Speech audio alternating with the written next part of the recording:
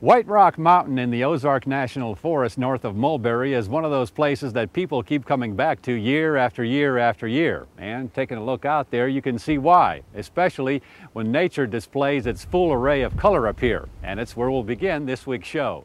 And then we'll take you to War Eagle Cavern near Rogers through the Wild Cave excursion over there. And we'll conclude with the Poteau Mountain Rustic Road Tour in the Ouachita National Forest near Waldron. So now, let's go and explore White Rock Mountain.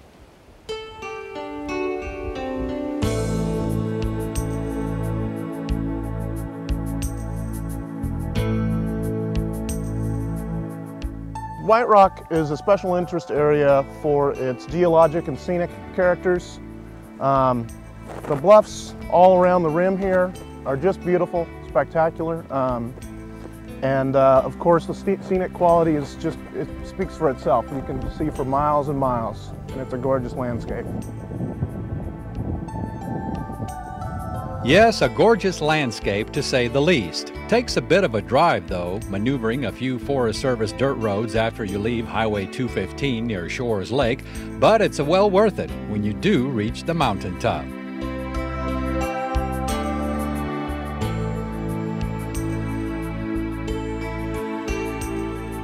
White Rock Mountain received its name from the appearance of the lichen on the sheer bluffs, which, from a distance, looks white.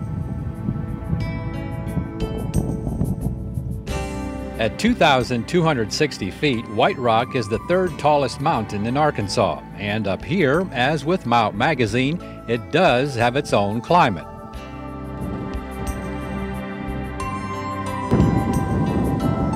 Yeah, I've always told people it's a bit like Denali. We have our own little weather thing going on up here. It will be raining or sleeting at Shores Lake, which is 6 miles from me, and it will be getting snow up here.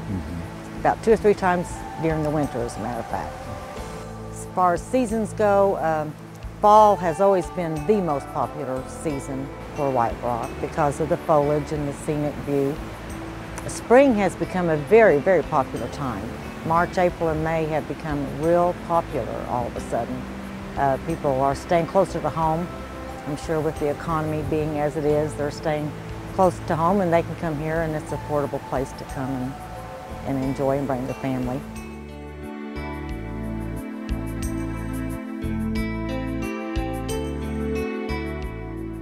There are 8 family camping units plus 3 rental cabins and a lodge, which were restored in 1991, first built by the Civilian Conservation Corps during the 1930s. There's also the White Rock Mountain Rim Loop Trail, which covers 2 miles.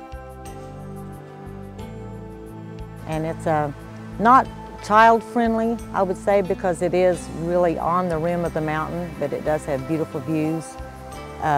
But it's one of those that I would recommend more for adults than children because it is very close to the edge in some places and you just have to be very cautious, but it's got 4 pavilions at points of interest with, you know, the prettiest views all around it that were built by the CCC, the same people that built these cabins back in the 30s. So it's a very interesting historical walk in itself. And there's some old rock structures that used to be water fountains that are not functioning now, but they are still there for the historic view. And then there's also an artesian well on that walk, on the rim trail. So it's a very pretty walk, and anybody can do that. People of all ages come up and do it. I imagine though throughout the years you've enjoyed it up here, especially the people that you get to meet. I meet a large variety of people, and yes, they become like extended family, almost. Like I was telling you earlier, the people that visited the lodge this weekend, it was their 40th year consecutive at that weekend in October. And the lady that had started the tradition is still living and is 100 years old, Miss Della Mosby out of Oklahoma. And her family is continuing the family tradition, so I meet people from all over. I've had people as far as New York and England here at various times. So yeah, I get to meet a large variety of people. It's very interesting.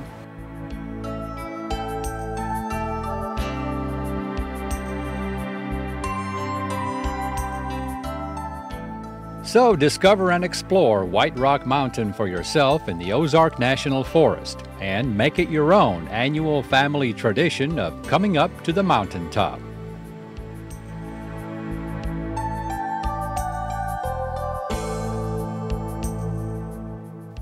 Also, as an extra added attraction, nearby Shores Lake Recreation Area offers a superb mountain lake setting. This 82-acre lake is stocked with bass, catfish, and bluegills just waiting on you to throw a line in.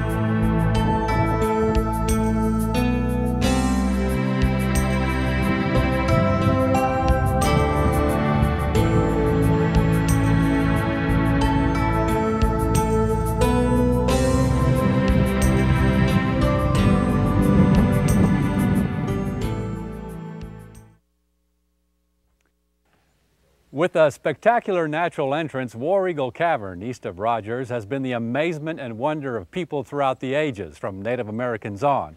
Now, you can take the regular commercial tour here, or, depending on how adventuresome you are, the Wild Cave excursion, which is what we're going to do today. So sit back, relax, and let us do the crawling for you.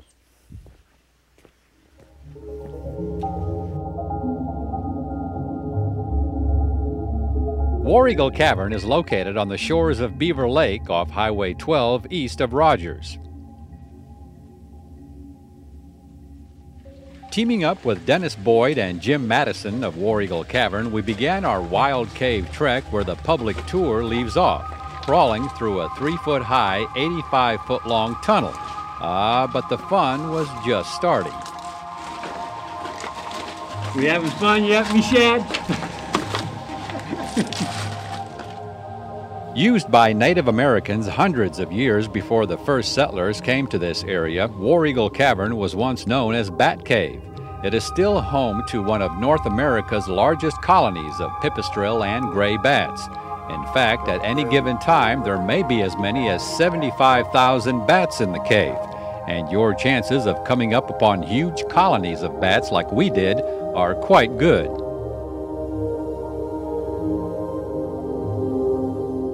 Because the gray bats use the cave as a maternity roost during the spring months, wild cave tours are conducted only from July through October.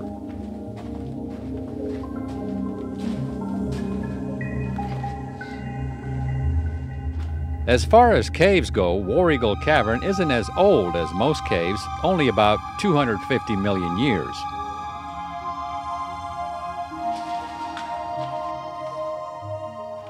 Well, this cave is actually a much younger cave than a lot of caves, and we're a very horizontal cave, meaning this is a river that we've been following going back underground. And up to just a short time ago, about 500,000 years ago, this was a massive river from ceiling to floor. But as that river finally receded from there, then things would start growing. And 500,000 years is not enough time to get all of these really growing on there. So you got to come back here, Chuck, in about another 500,000 years, and we should see a lot more stalactites by that time on there. We are going to encounter some further back into the cave on there. Right now, this is home to bats, and as you've probably been able to see, we've got some bats hanging out on our ceiling. They're getting ready to go into hibernation here. They're the little brown bat, the little eastern pipistrelle that we're seeing today. They're not the endangered kind. No, sir. Now, all bats are protected. We do have some gray bats that are a little rarer, and they really hide from us a lot. They're a little more endangered on there. I guess the ones with the long ears are the more the species that are endangered. Yes, sir. There's actually over 1,000 different kinds of bats in the world on there. We have about 2 that make their home in the cave, and probably another 4 or 5 different species that like to hang out here in the summertime.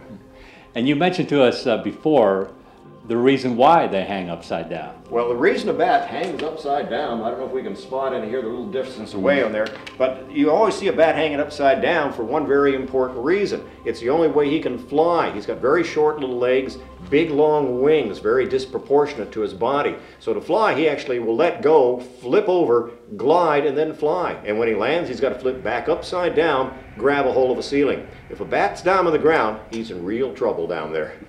We talked about the bat guano here, and that's still used today. Oh, absolutely. We have piles of bat guano. We have nearly 100,000 bats that use this cave throughout the year, and they do leave quite a mess behind. Bat guano, of course, is nothing more than bat poop or bat fertilizer on there, used primarily today for fertilizer, but in the past it's been used to make gunpowder, clear back to the time of the Civil War, still used some today. And the thing that the ladies always like to hear, it is a key ingredient as a base to make eye mascara with. I don't know if they're going to put any on after this, though. We have a lot of ladies swear off of mascara when they hear that.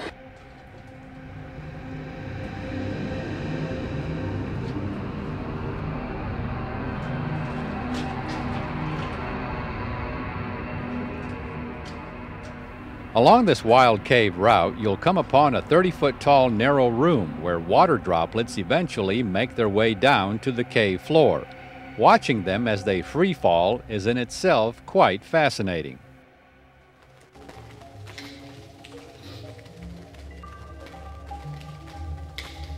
You may want to challenge yourself by trying to catch one or two of the droplets with your mouth. How does it taste? Ah, it tastes good. This 2-hour wild cave tour at War Eagle Cavern is by reservation only, and you must be at least 4 feet tall. A long-sleeve shirt is recommended to avoid scrapes, as well as long pants, no shorts. Gloves, knee pads, and a helmet would also be wise, along with at least 3 sources of light for backup. Also, bring a change of clothes because you will get wet and muddy. But all in all, it is a lot of fun, and you just may want to come back again and again and again to explore the inner depths of War Eagle Cavern.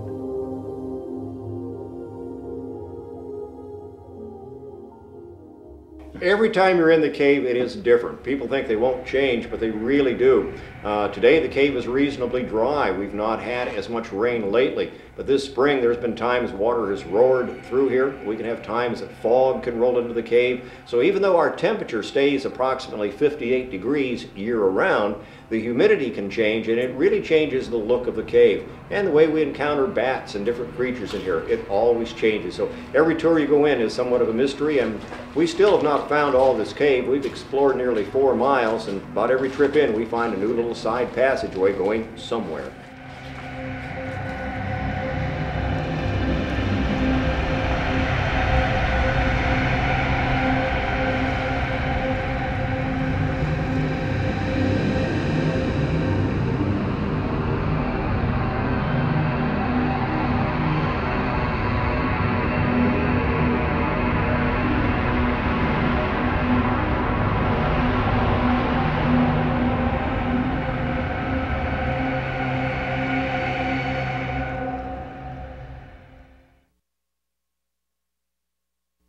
The Poteau Mountain Wilderness area near Waldron in the Ouachita National Forest throughout the years has provided the needs for many people.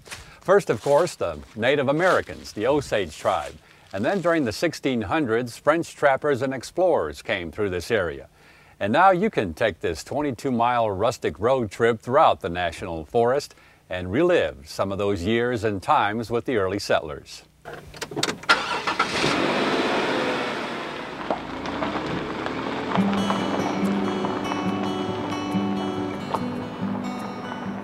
The Poteau Mountain Rustic Road Tour is actually along Forest Road 158, located 6 miles north of Waldron off Highway 71.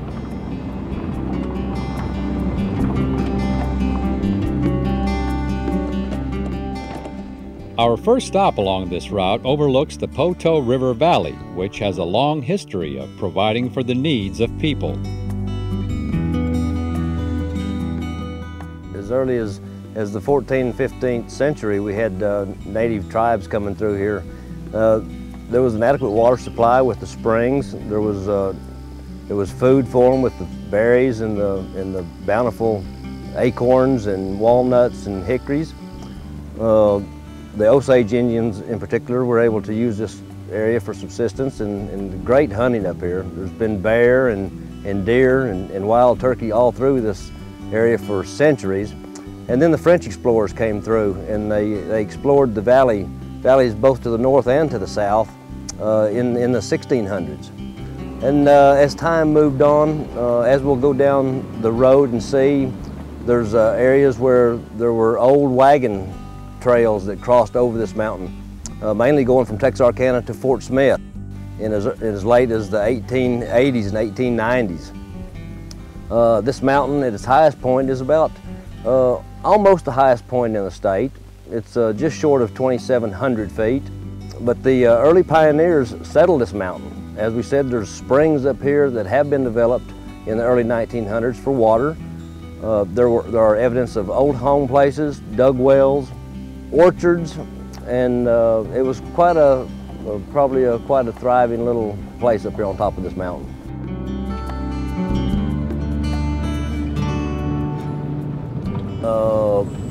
Someone had the brainstorm some time back to try to let the public get out and enjoy more of our national forest.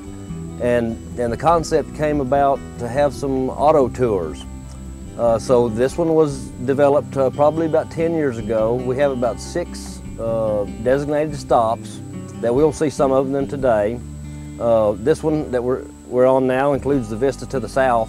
We have 2 picnic tables up here with fire rings that you can come for a day drive through the mountain with a picnic lunch. And the beautiful thing about this drive in the fall is that it's all free. We are part of the Ouachita National Forest. This is the Poteau Cold Springs Ranger District. We border Oklahoma. This district is comprised of about 380 some odd thousand acres. But this particular stretch of the Ouachita National Forest starts just north of Walden on Highway 71 at Square Rock Lake, and pretty much goes west along the top of Poteau Mountain for about 22 miles.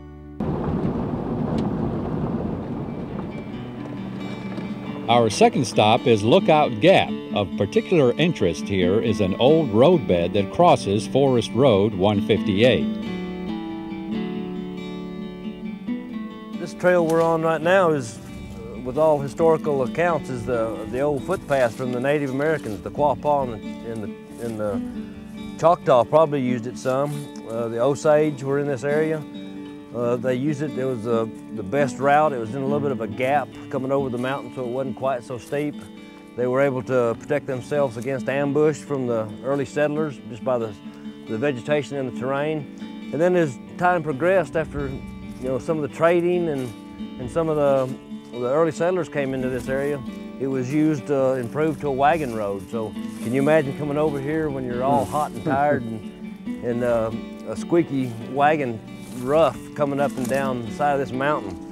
Also, our accounts from what we have from historical documentation, about 3 miles to the northwest of here towards Fort Smith is the legendary Bell Star Cave, where I have explored personally myself, and it looks like a very, very good hideout place. It's tucked up in a bluff shelter with some rocks put in over the front of it. So Bell Star was also rumored to have come through this exact foot trail, old wagon road that we're walking on right now.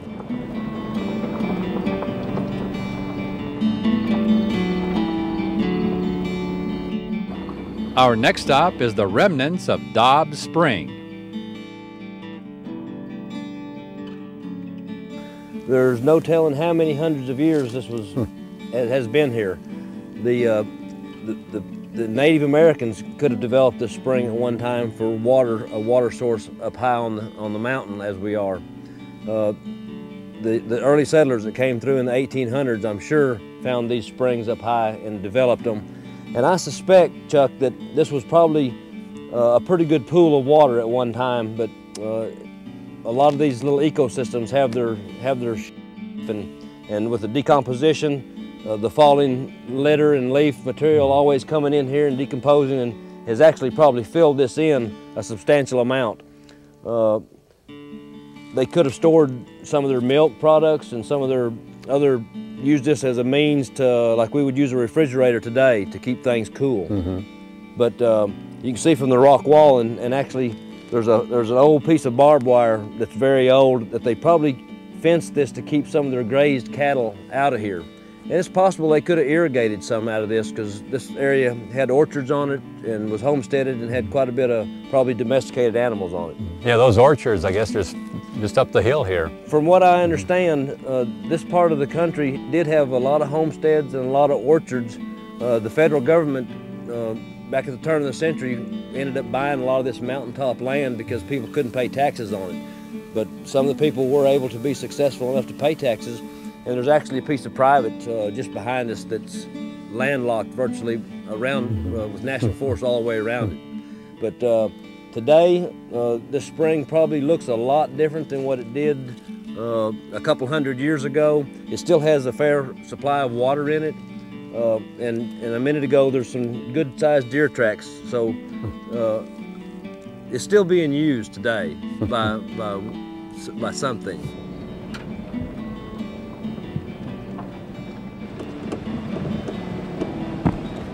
Our final stop through the Poteau Mountain Wilderness area is at Buffalo Wallow. Buffalo may have wallowed in this pond. It was also used to water range cattle. Today it serves as a source of water for the area wildlife.